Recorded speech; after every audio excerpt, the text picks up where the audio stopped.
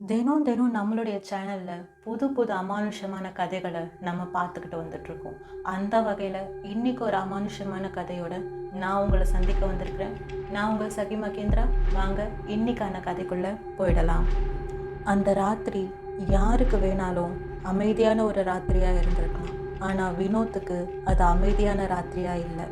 அவனுடைய கண்கள்ல ஒரு மரண பயம் தெரிஞ்சுக்கிட்டு இருந்துச்சு.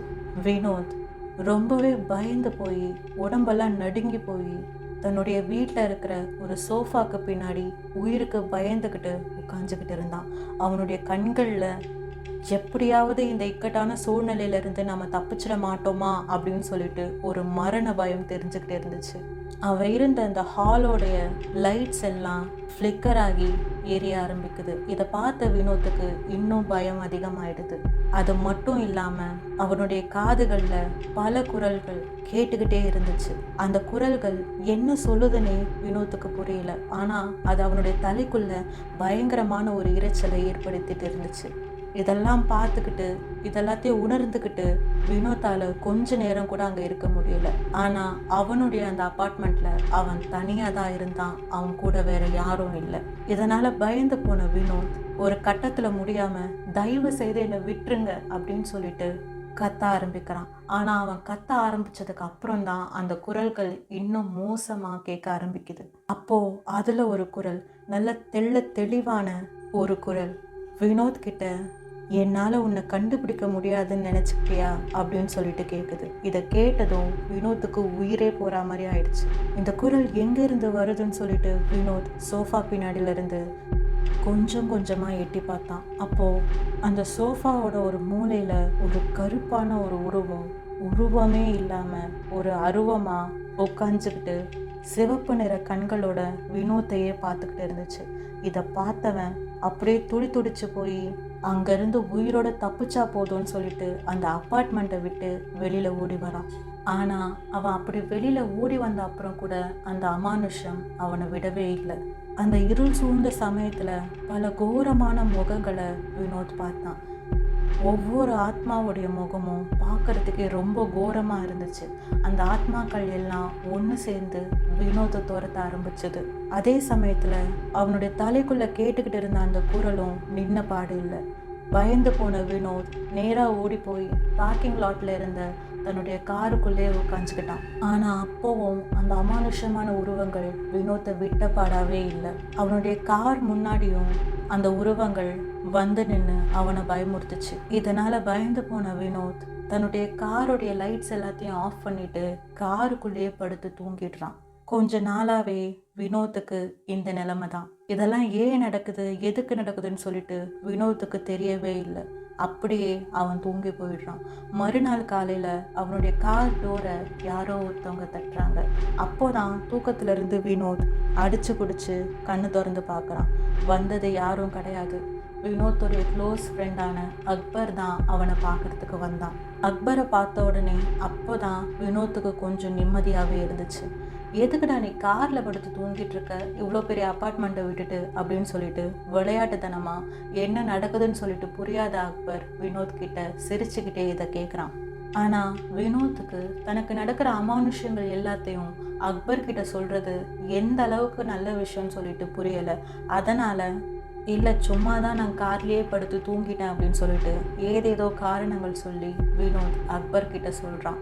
அப்போ வினோத் அக்பர் கிட்ட, நான் கொஞ்ச நாள் உன்னுடைய அப்பார்ட்மெண்ட்டில் வந்து தங்கிக்கவா, எனக்கு இங்கே தனியாக இருக்கிறதுக்கு ஒரு மாதிரி இருக்குது அப்படின்னு அக்பர் கிட்ட கேட்கவும் அக்பர் அதுக்கு சிரிச்சுக்கிட்டே, நானே உன்னை கூப்பிடலான்னு இருந்தேன், உனக்கு இப்போ தானே சர்ஜரிலாம் முடிஞ்சிருக்கு, நீங்கள் தனியாக இருந்து என்ன பண்ண போகிற, வந்து கொஞ்ச நாள் என் கூடவே தங்கிக்கோ, அங்கே கொஞ்சம் நிம்மதியான இருப்ப அப்படின்னு சொல்லிட்டு சொல்கிறான்.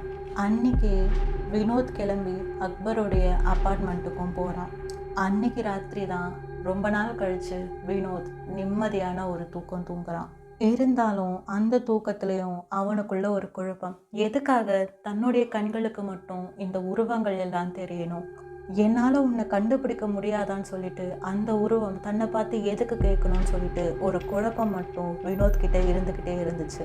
இருந்தாலும் அவன் பல நாள் கழித்து நிம்மதியாக ஒரு தூக்கம் தூங்கினான். மறுநாள் காலையில் ரொம்ப தாமதமாக தான் வினோத் எழுந்தான்.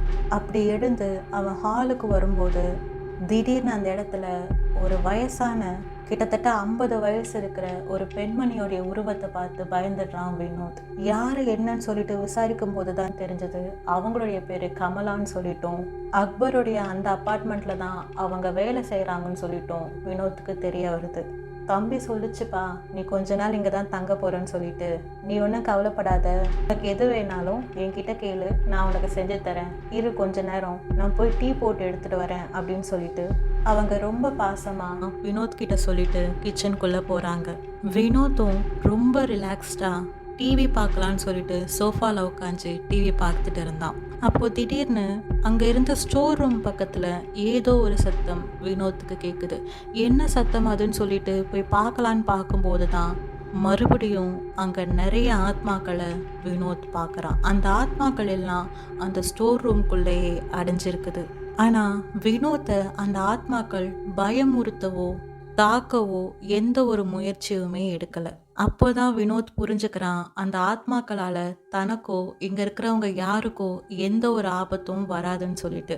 அதனால் வினோத் அமைதியாக அந்த ஸ்டோர் ரூமை லாக் பண்ணிட்டு வெளியில் வந்துடுறான். அன்னைக்கு ராத்திரி அக்பர் ஆஃபீஸில் இருந்து திரும்பி வந்ததுக்கப்புறமா வினோத் அவன்கிட்ட அந்த அப்பார்ட்மெண்ட்டை பற்றி பேச ஆரம்பிக்கிறான். இந்த அப்பார்ட்மெண்ட்டை இந்த இடத்துல எதுக்காக நீ வாங்கணும்னு சொல்லிட்டு கேட்கும்போது, அதுக்கு அக்பர், இந்த இடத்துல இதுக்கு முன்னாடி ஒரு இடுகாடு ஒன்று இருந்துச்சுன்னு சொல்லிட்டு கேள்விப்பட்டேன், அதனால் இந்த இடம் ரொம்ப கம்மியான விலைக்கே எனக்கு கிடச்சிது. இந்த காலத்தில் பேய் பிசாசெல்லாம் யார் நம்பிக்கிட்டு இருப்பா? குறைஞ்ச விலைக்கு இப்படிப்பட்ட ஒரு அப்பார்ட்மெண்ட் கிடைக்கிறதெல்லாம் ரொம்ப பெரிய விஷயம், அதனால தான் நான் இதை வாங்கினேன் அப்படின்னு சொல்லிட்டு ரொம்பவே கவலை இல்லாமல் அக்பர் வினோத் கிட்ட சொல்கிறான். அதை கேட்ட வினோத் அக்பர் கிட்ட இப்போதான் எல்லா உண்மைகளையும் சொல்ல ஆரம்பிக்கிறான். கொஞ்ச நாளைக்கு முன்னாடி எனக்கு ஒரு கார் ஆக்சிடென்ட் நடந்துச்சு, உனக்கு தெரியும் தானே? அந்த ஆக்சிடென்ட்னால எனக்கு பிரெயினில் ஒரு சர்ஜரி ஒன்று பண்ணாங்க, அதுவும் உனக்கு தெரியும் தானே? ஆனால் அந்த சர்ஜரிக்கு அப்புறமா எனக்கு இறந்து போனவங்க எல்லாரையும் பார்க்குற சக்தி கிடச்சிருக்குது. இந்த அப்பார்ட்மெண்ட்டில் நம்ம தனியாக இல்லை, நம்மளை சுற்றி நிறைய பேர் இருக்கிறாங்கன்னு சொல்லிட்டு வினோத் அக்பர் கிட்ட சொல்கிறான். இதை கேட்ட அக்பருக்கு கொஞ்சம் திகிலாகவே இருந்துச்சு. அவனை சுற்றி தன்னையே அறியாமல் அக்பர் பார்க்குறான். ஆனால் அக்பருடைய கண்களுக்கு எந்த ஒரு ஆத்மாக்களும் தெரியல. ஆனால் வினோத்துடைய கண்களுக்கு அங்கே பல ஆத்மாக்கள் நின்றுக்கிட்டு அவங்க பேசுகிறதே கவனிச்சுக்கிட்டு இருக்க மாதிரி தெரியுது. அதை பார்த்ததுக்கு அப்புறமா வினோத், ஆனால் இந்த ஆத்மாக்களால் நமக்கு எந்த பிரச்சனையும் இல்லை, இருந்தாலும் நம்மளுடைய பாதுகாப்புக்காக சொல்கிறேன், நம்ம வேறு அப்பார்ட்மெண்ட்டை பார்க்கலாம், இந்த அப்பார்ட்மெண்ட்டை தயவுசெய்து வித்துரு அப்படின்னு சொல்லிட்டு வினோத் அக்பர் கிட்ட சொல்கிறான். அக்பருக்கு இதை கேட்டதும் கொஞ்சம் பயமாக இருக்குது, இருந்தாலும் அவனுக்கு இது மேலெல்லாம் நம்பிக்கை இல்லை.